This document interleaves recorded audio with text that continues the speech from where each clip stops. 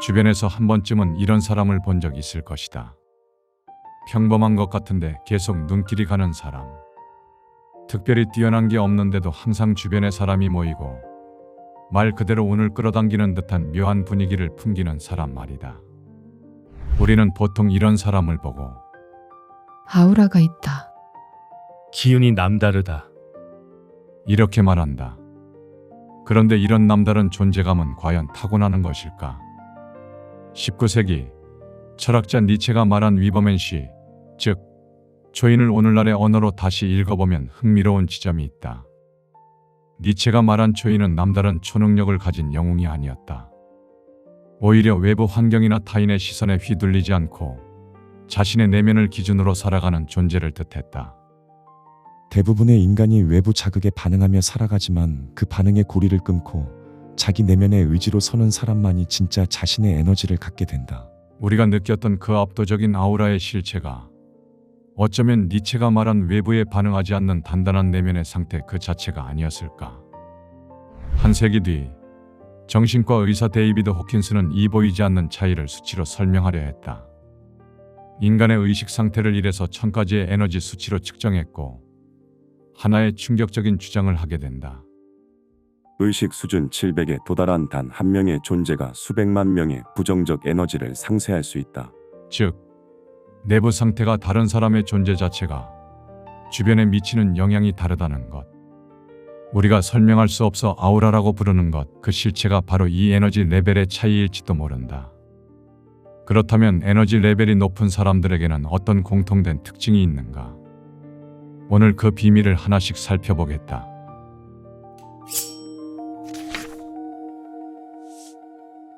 에너지의 총량. 에너지 레벨이 높은 사람의 첫 번째 특징은 에너지가 거의 새지 않는다는 것이다. 같은 하루를 보내도 전혀 다른 사람이 있다. 특별히 한 일이 없는데도 녹초가 되는 사람이 있는가 하면 바쁘게 움직였는데도 크게 지치지 않는 사람이 있다. 이 차이를 활동량으로 설명하려 하면 맞지 않는다. 실제로 사람을 지치게 만드는 것은 따로 있다. 마음이 현재를 벗어나는 순간들이다.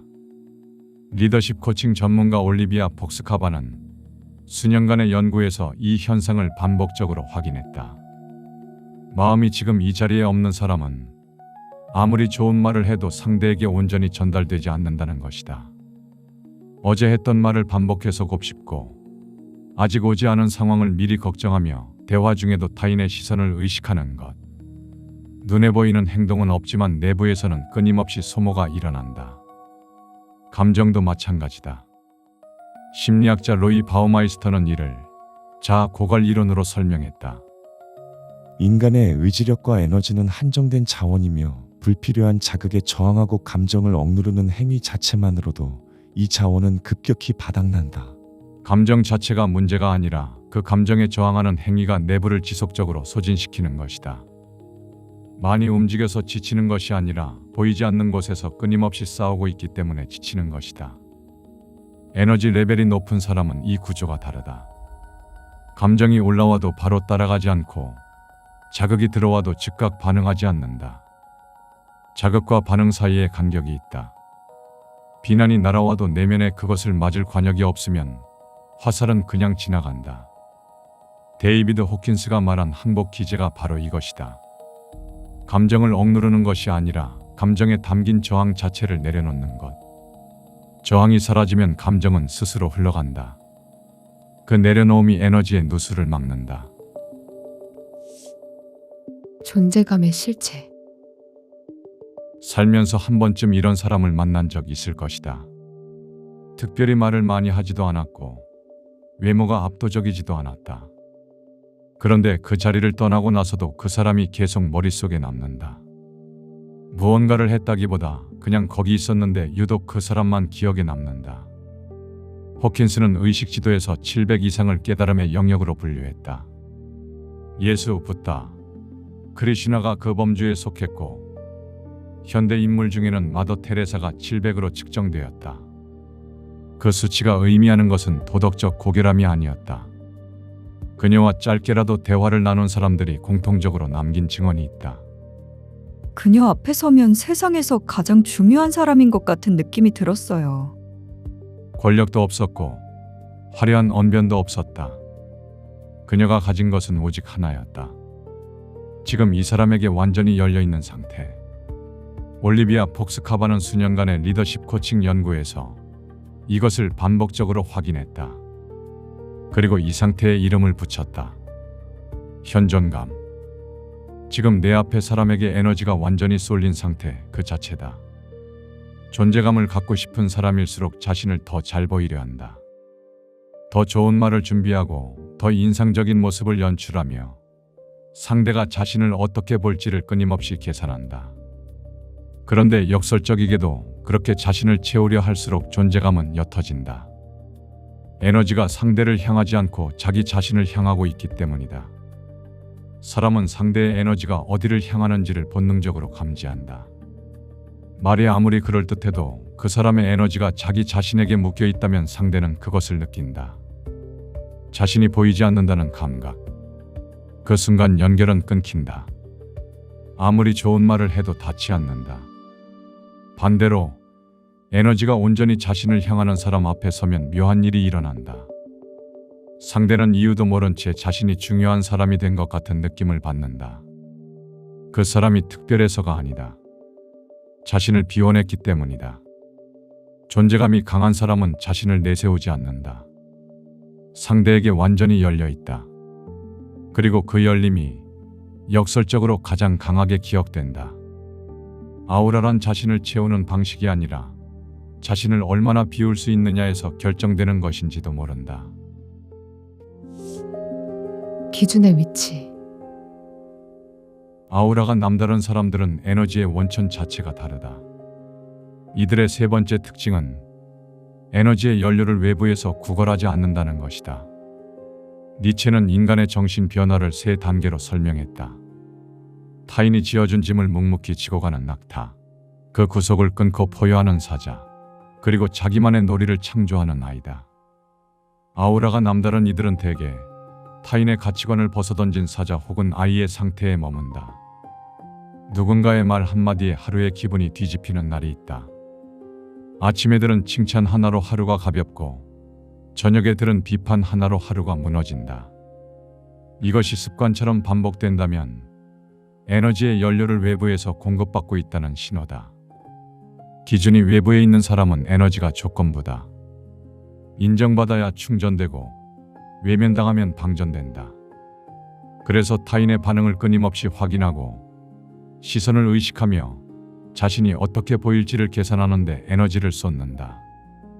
활동은 많지만 실제로 자신이 원하는 방향으로 나아가는 느낌이 없다. 에너지가 자신을 위해 쓰이지 않기 때문이다. 호킨스는 이것을 위력과 힘의 차이로 설명했다. 위력은 반드시 외부 대상이 필요하다. 인정받아야 작동하고 비교 우위가 있어야 유지된다. 그래서 위력은 항상 반대 위력을 만들어낸다. 눌리면 반발하고 이기면 또 다른 경쟁이 기다린다. 스스로를 지속시킬 수 없는 에너지다. 반면 힘은 외부 조건을 타지 않는다. 상황이 어떻든 자신의 중심을 유지하는 것, 그 자체로 작동한다. 스티브 잡스의 프레젠테이션에 참석했던 한청중은 이렇게 말했다. 그의 말에는 확신이 뚝뚝 떨어져서 우리 모두가 그렇고 말고요. 저도 함께 하겠습니다라고 반응하게 만들었어요. 그런데 그 확신은 청중의 반응에서 온 것이 아니었다. 잡스는 청중이 어떻게 받아들이기 전에 이미 확신하고 있었다. 기준이 안에 있었기 때문이다. 기준이 내부에 있는 사람은 외부의 반응을 참고하되 그것에 지배받지 않는다. 비판을 들으면 살피고 받아들일 것은 받아들이되 흔들리지 않는다. 칭찬을 받으면 기뻐하되 그것 없이도 유지된다. 에너지가 외부에서 오지 않기 때문에 외부가 달라져도 내부가 안정된다. 우리가 누군가를 보고 격이 다르다고 느끼는 순간은 그가 상대를 압도해서가 아니다. 어떤 상황에서도 자기 자신으로 존재하는 그 독립성 때문이다. 그 고갈되지 않는 안정감, 그것이 바로 아우라의 가장 깊은 층위에 존재하는 실체다. 날씨의 반응. 살다 보면 유독 격이 느껴지는 사람들을 만날 때가 있다. 그들의 가장 큰 특징은 어떤 소란스러운 상황 속에서도 결코 자기 자신을 잃지 않는다는 것이다. 보통 우리는 화가 나면 화 자체가 되고 슬프면 슬픔 그 자체가 된다. 감정이 올라오는 순간 그 감정과 나를 하나로 묶어버리는 동일시가 일어나기 때문이다. 내 에너지가 감정에 완전히 잡아먹히는 상태다. 하지만 아우라가 남다른 사람들은 이 지점이 결정적으로 다르다. 감정이 올라와도 그것과 나 사이에 분명한 거리를 둔다. 니체는 이를 거리의 파토스라 불렀다.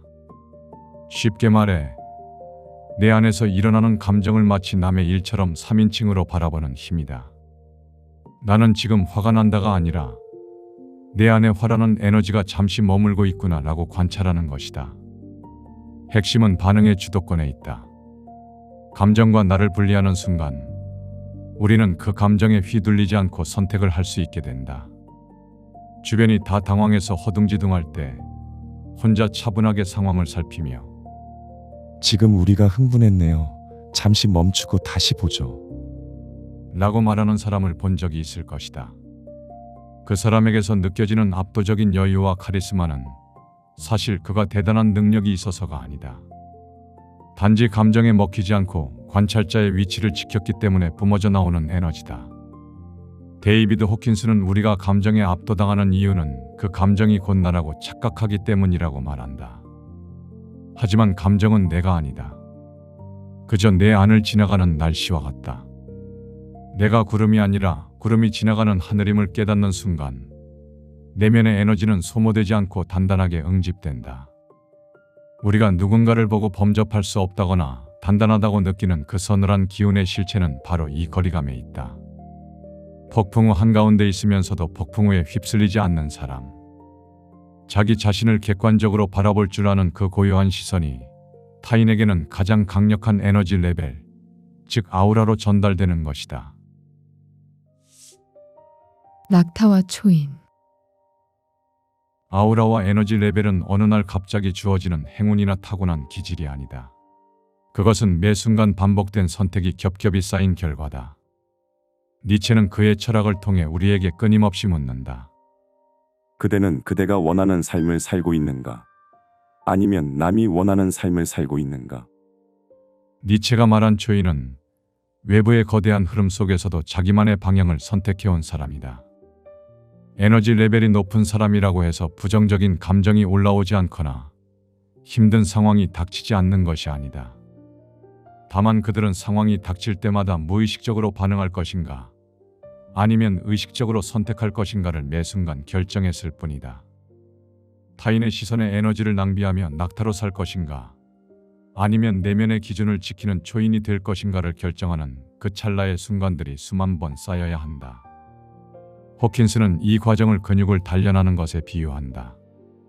처음에는 작은 감정 하나를 놓아버리는 것도 서툴고 힘들 수 있다. 하지만 내면의 저항을 알아차리고 그것을 내려놓는 연습이 반복될 때 우리 내면의 에너지 통로는 점점 넓어지기 시작한다.